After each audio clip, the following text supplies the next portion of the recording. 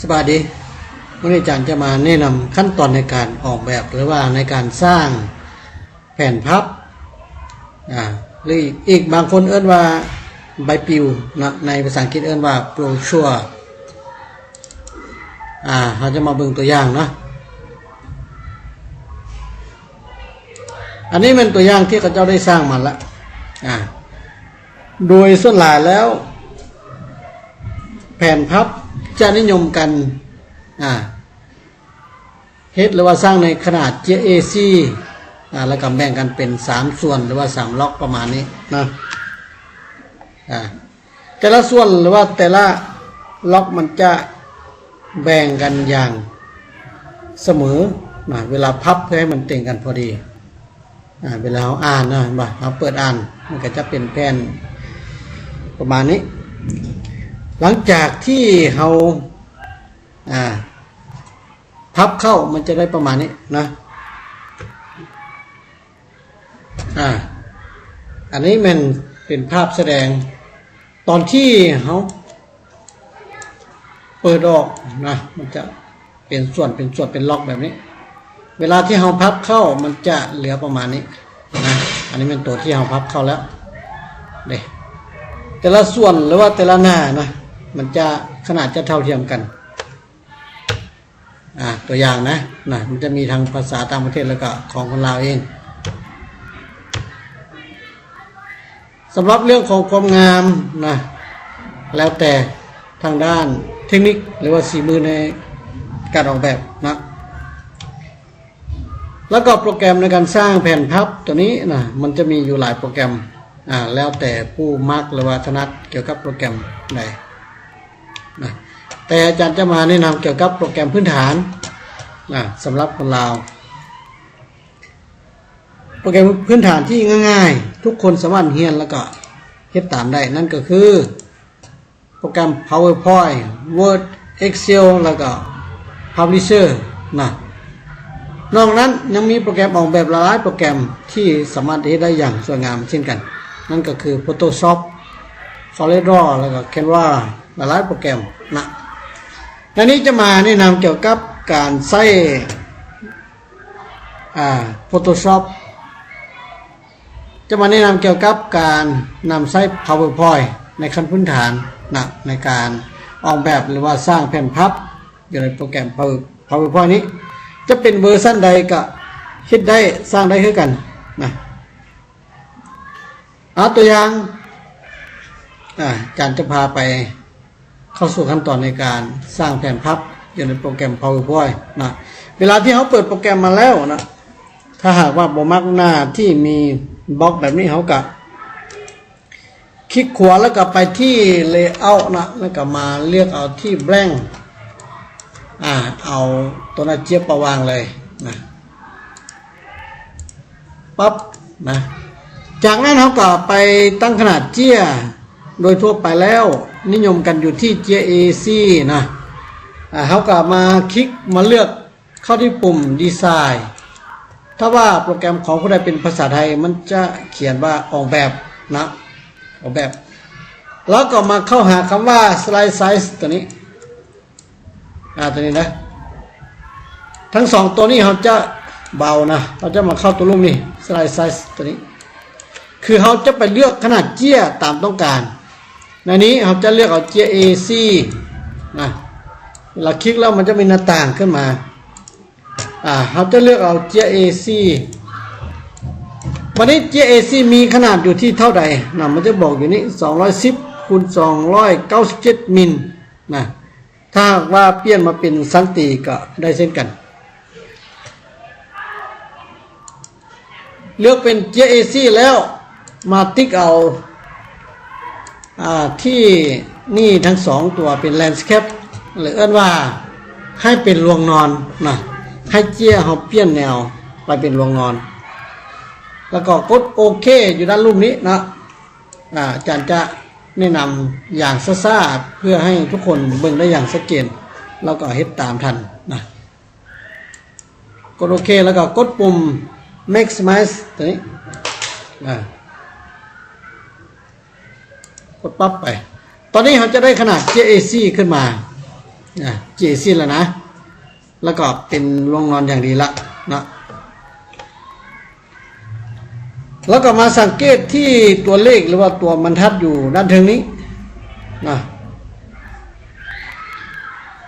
ถ้าบ่อแน่นอนก็ให้เอาเจี้ยขนาดโรงนอน29หรือว่า30 เซนนะตอนนี้เขาต้องการแบ่งให้เป็น3ส่วนแล้วเขาก็เข้าไปที่ Insert แล้วก็ไปที่แซฟแล้วก็เลือกเอาบ็อกซี่เหลี่ยมเราก็แต้มเข้ามาประมาณนี้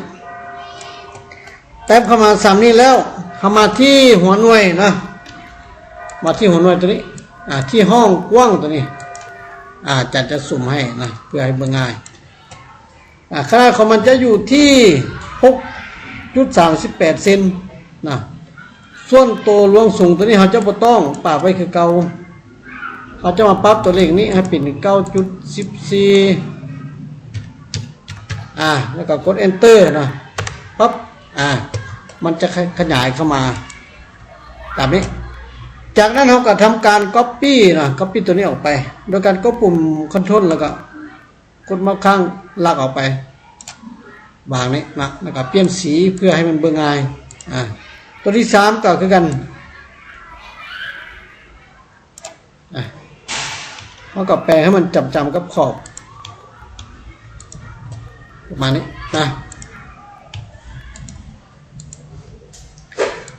แล้วอยากเปลี่ยนสีให้แตกต่างก็ได้นะอันนี้มันเป็นการแบ่งส่วนเราแบ่งแต่ละหน้าในแผ่นพับซื่อๆนะหากเราต้องการสีพื้น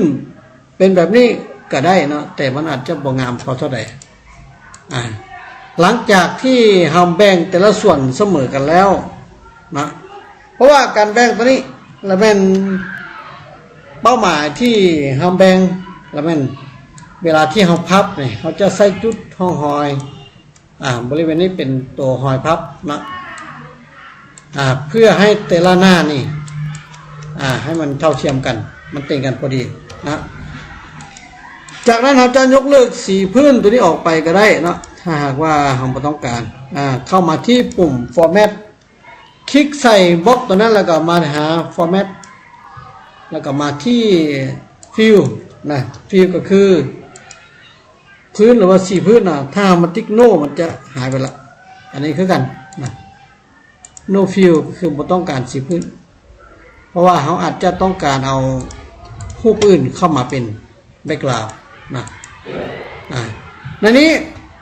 สีเส้นขอบ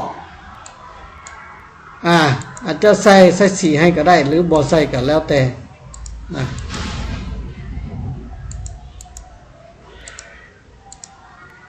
เรื่องของความงามขึ้นกับสีมือตัวเองนะเมื่อทำแบ่งได้แต่ละส่วนเท่าเทียมกันแล้วเขาก็เริ่มในการเอารูปภาพหรือว่าเขียนข้อความเข้าไปนะหรือบางคนอาจจะย่านว่าเขาอาจจะไปต้องแต่ละบล็อกเพื่อให้บล็อกนี่มันเคลื่อนออกไปเขาสามารถบันทึกรูปหรือว่าแบ็กกราวด์ตัวนี้ให้ไปเป็นรูปภาพแล้วก็อินเสิร์ตกลับมาเป็นแบ็กกราวด์ก็ได้ขึ้นกันนะแต่ส่วนหลายนะเขาอาจจะจัดการตัวนี้ได้เลยผู้ใดอยากเปลี่ยนสีพื้นโดยการไล่สีก็ได้นะตัวอย่างว่าคลิกขวาแล้วก็ Format นะ Format ก็คือเป็นการแก้ไขเขาก็มาที่ Fill นะมาที่ Fill ก็คือเขาจะไปเติมสีพื้นให้มันมาที่ Gradient ก็ได้นะ Gradient แล้วพวกนี้เขาจะลึกทิ้งก็ได้นะเอาประมาณ3สีหรือว่า2สีก็พอนะตอนนี้เราจะเลือกให้เป็นสี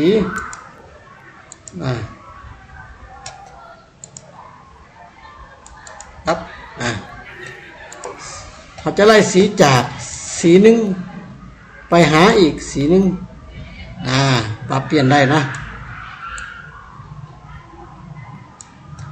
ปรับความเข้มนะให้จางๆธรรมดาก็ได้ถ้าว่ามันเข้มหลายก็ เบิ่งยากเก็บตานะตัวอย่างนี่ตอนนี้เราปรับสีได้นะอันนี้มันเป็นการไล่สีจากสีหนึ่งไปหาอีกสีหนึ่งนะอันนี้เป็นเพียงตัวอย่างนะวันนี้หากผู้ใดบ่ต้องการสีแล้วต้องการเอารูปภาพมาเป็นแบ็คกราวด์ก็ที่ได้เช่นกันนะต่อไปเนาะต่อไปเราต้องไปเติมสีสันเข้าไปเติมถ้าว่ามีแต่ละหน้าหรือว่าแต่ละส่วนเป็นแบบนี้มันก็จะบ่งามพอเท่าไหร่นะตัวอย่างว่าเราต้องการไปแต้มพวกกราฟิกเข้ามาเสริมเติมตัวอย่างสร้างบล็อกสี่เหลี่ยมเข้ามานะแล้วก็คลิกขวาถ้าต้องการแก้ไขจุดนะเราก็คลิกขวาแล้วมาเลือกคำว่า edit point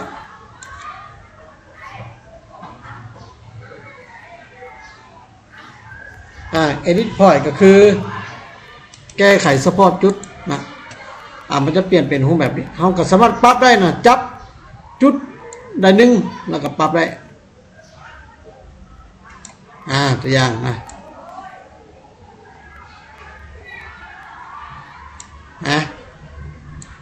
นี่มาไว้ปั๊บตัวอย่างนะนี่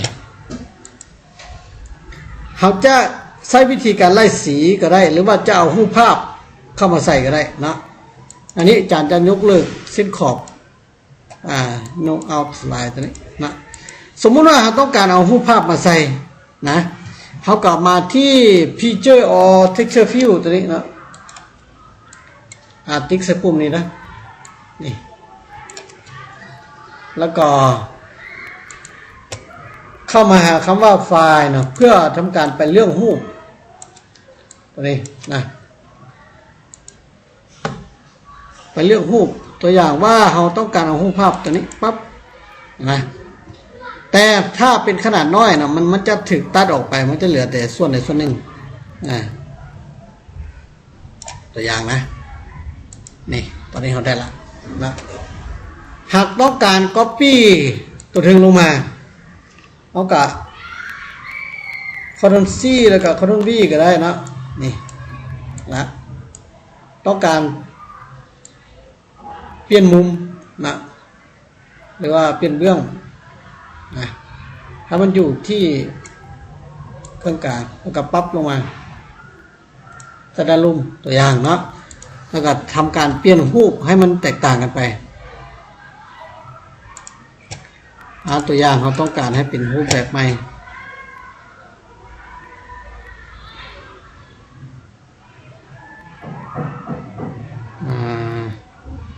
เอาตัวนี้ปั๊บนะรูปภาพเปลี่ยนได้นะประมาณนี้ปั๊บนี่ตัวอย่างนะตอนนี้มันจะมีลวดลายสีสันขึ้นมาเต็มละนะต่อไปเขาอาจจะเอารูปภาพมาใส่แล้วก็เขียนข้อความใส่การเอารูปเข้ามาก็ไปที่ insert แล้วก็ไปที่ picture นะก็เป็นการเอารูปภาพเข้ามาธรรมดานี่แหละมา picture แล้วก็ไปเลือกรูปตัวอย่างตัวอย่างนะ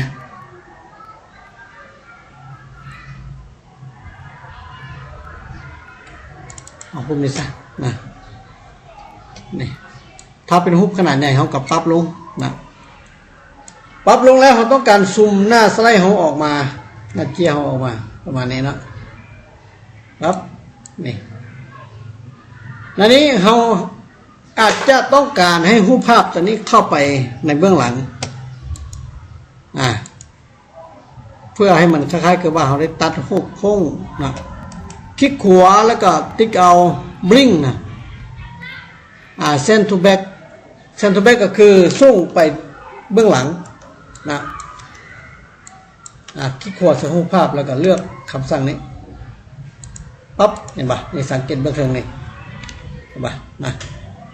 ภาพตัวนี้จะเข้าไปในเบื้องหลังแล้วตัวนี้จะขึ้นมามันจะมีสีสันขึ้นมาตึมนะการปรับรูปต้องให้อยู่ใน จังหวะที่เหมาะสมบ่ให้ยืดรูปยาวเกินไปหรือว่าปรับให้มันย่อหรือว่ามันสั้นต่ำเกินไปนะให้มันสมส่วนประมาณนี้นะจากนั้นการเขียนข้อความเข้าไปนะการเขียนเขาก็ตอนนี้มันจะบ่มีเครื่องมือกระพริบอยู่นี้ให้เข้าไปที่ insert แล้วมาเลือกคำว่า text box text box ก็คือเป็นการสร้างบล็อกข้อความขึ้นมาตรงนี้นะนี่เขาก็ลากใส่จุดที่เราต้องการประมาณนี้แล้วก็บ่ให้เกินมาพี่เนาะเพราะว่ามันจะว่าเกินขอบเขตของมันไปแล้วเนาะเราต้องประมาณนี้แล้วเขาก็เขียนได้นะเขียนได้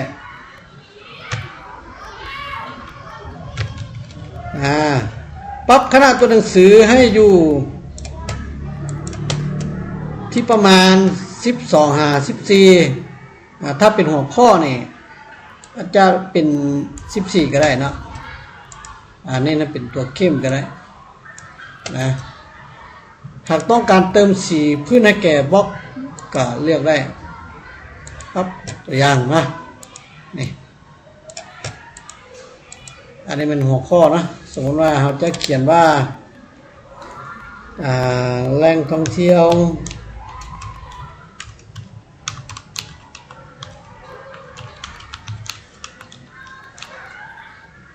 แหล่งท่องเที่ยวในนครหลวงเวียงจันทร์นะ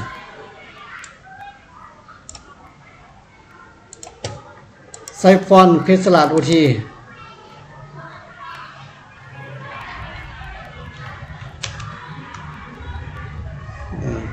ครับ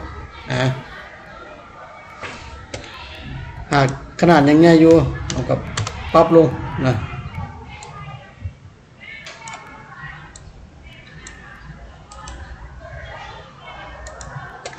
ปรับส่วนได้นะ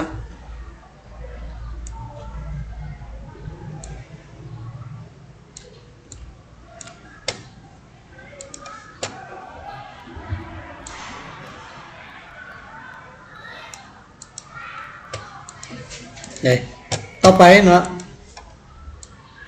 ถ้าต้องการเขียนเฉพาะข้อความก็ลากเป็นบล็อกยาวเข้ามานะเอากับพิมพ์มาเลยนะ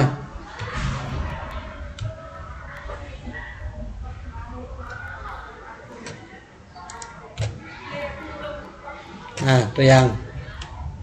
นี่หลังจากได้หน้าที่หนึ่งนะส่วนหลายหน้านี้เขาจะเอาเป็นหน้าหลักนะเลยว่าเป็นหน้าที่อยู่ในด้านถึงจากนั้นนะเขาก็ทำการ copy แล้วก็เปลี่ยนนะเปลี่ยนรูปแบบเปลี่ยนสีสันเปลี่ยนข้อความต่างๆตัวอย่างนะ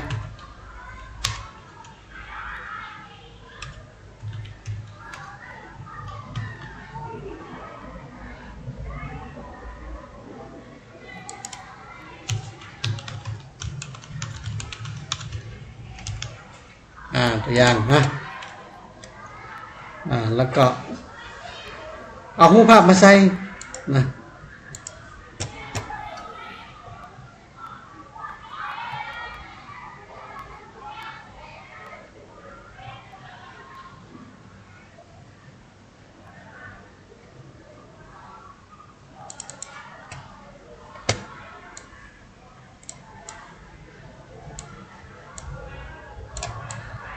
ประมาณนี้เขาก็เขียนข้อความเข้าไปใส่นะ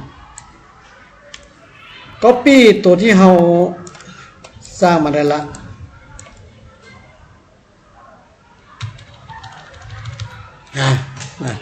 หากต้องการเปลี่ยนรูปเขาจะไม่ได้เข้า Insert แล้วไปเอารูปอีกเขาก็เปลี่ยนอยู่นี่เลยนะคลิกขวาแล้วก็แชงพิเจอร์นะคลิกขวาใส่รูปที่เราต้องการเปลี่ยนนั้นแล้วก็มานี่ตัวนี้นะ แล้วก็ไปเลือกเอารูปนี่เขาจะเข้ามาที่ from file แล้วก็ไปเลือกรูปตามต้องการตัวอย่างปั๊บวันนี้นะ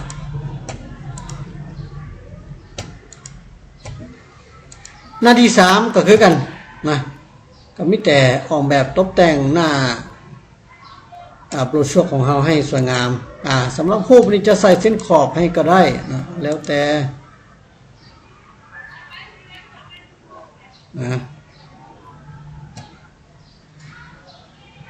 ครับบอร์เดอร์เนี่ยก็ใส่เป็นเส้นขอบน้อยๆก็ได้ไม่ต้องใส่หลายไม่ต้องใส่ตัวใหญ่พวกนะประมาณนี้นะตกแต่งให้มันสวยงามเบิ่งง่ายแล้วก็น่าสนใจนะหน้าที่3ก็คือกันนะแล้วก็ทำการ copy ไปใส่แล้วก็เปลี่ยนรูปข้อมูลแต่ละอย่างต้องให้หลากหลายแล้วก็แตกต่างนะครับนะ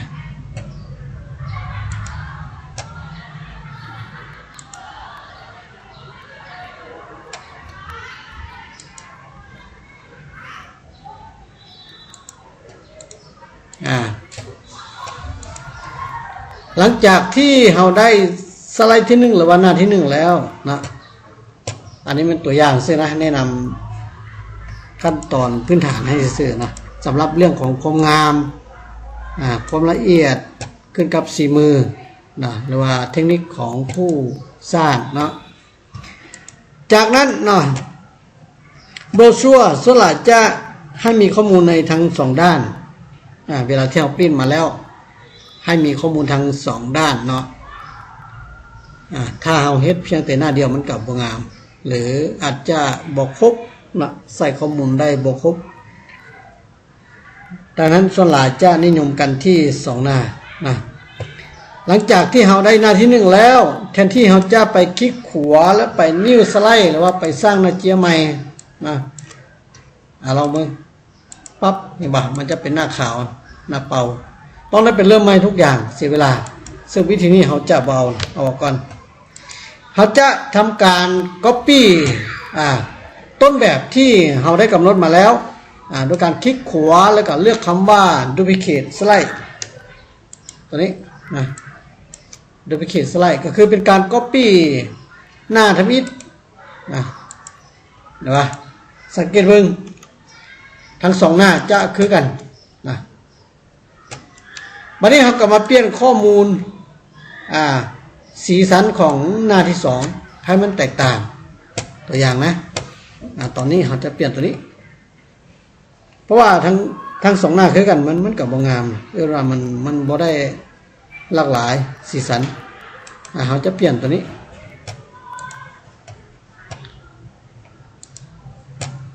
เราอาจจะเอารูปมาใส่ก็ได้นะ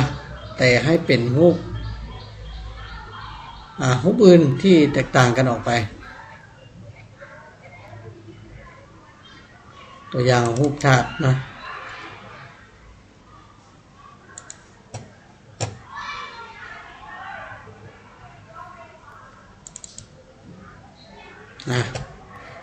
ด้านลุ่มกับเปลี่ยนคือกัน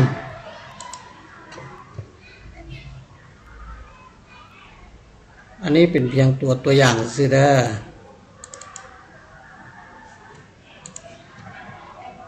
บางรูปจะบ่เหมาะสมนะดังนั้นต้องพยายามเลือกเอารูปที่เหมาะสมกว่าประมาณนี้ได้จากนั้นเราก็ทำการเปลี่ยนทั้งด้านเนื้อในนะแล้วก็เปลี่ยนรูปภาพให้เป็นรูปอื่นอันนี้เป็นหน้าที่1แล้วก็หน้าที่2นะตัวอย่างนี่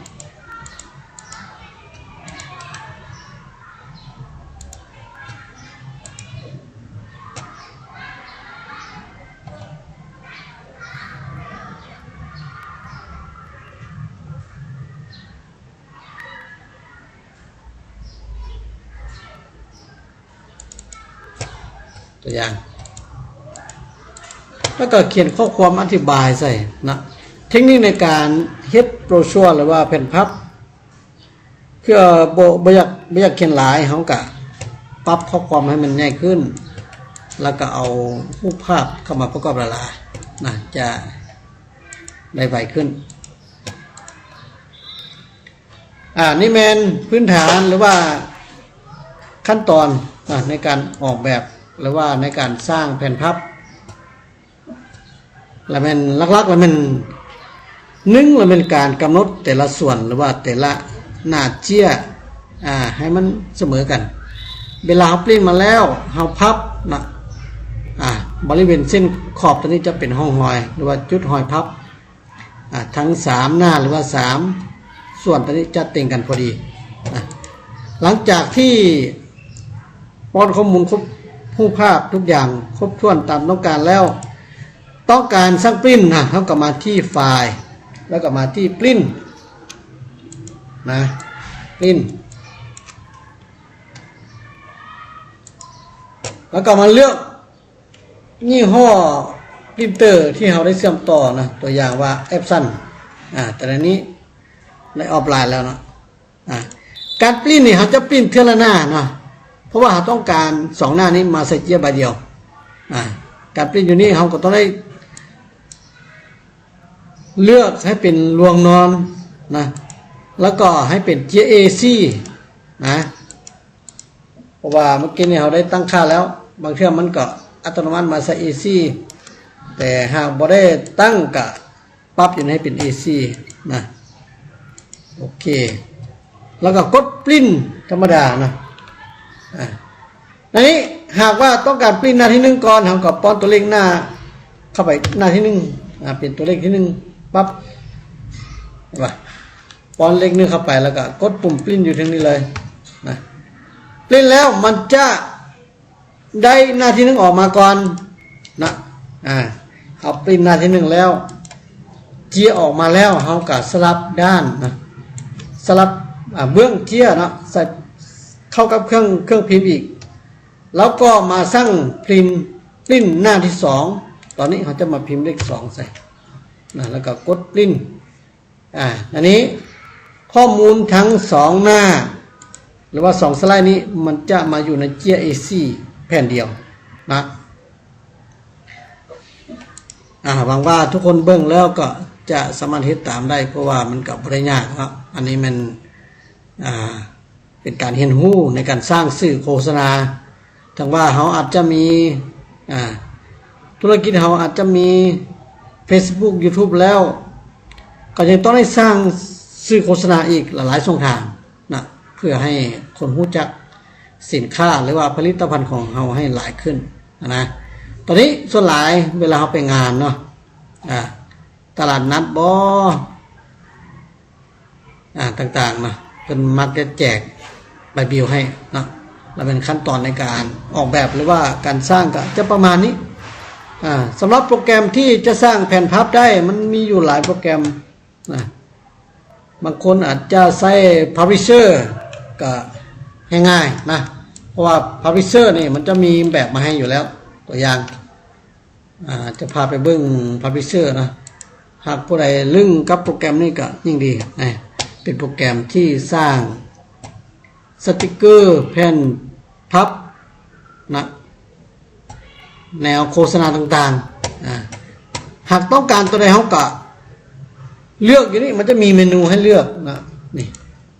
personal design set label event paper business แล้วก็ card หากต้องการนอกจากนี้ตัวอย่างว่าเราพิมพ์คำว่าbrochure กด enter เพื่อเสิร์ชหา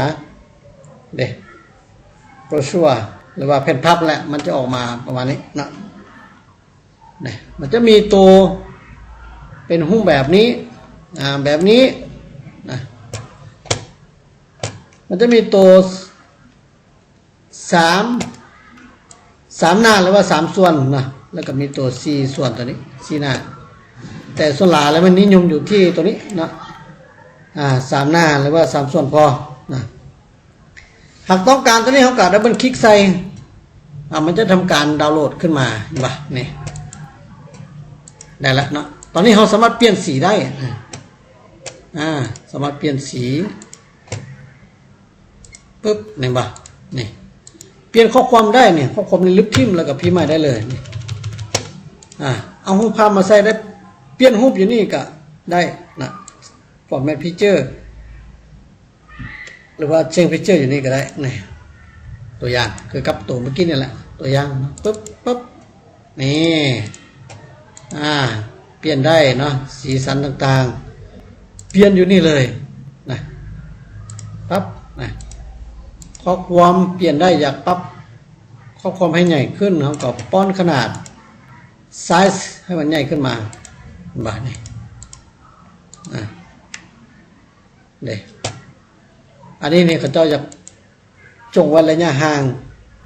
หลายเติบเนาะ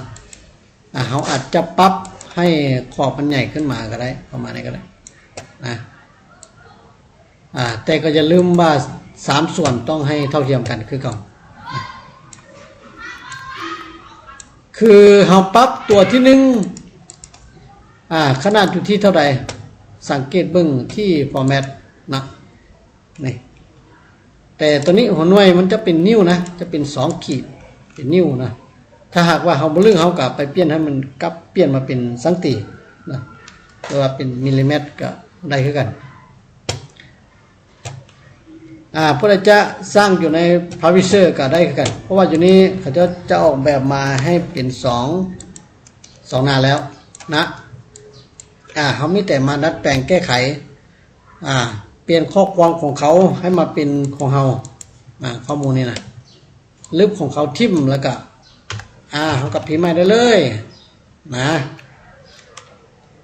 นี่นะเอากับพิมพ์ใหม่ได้นะ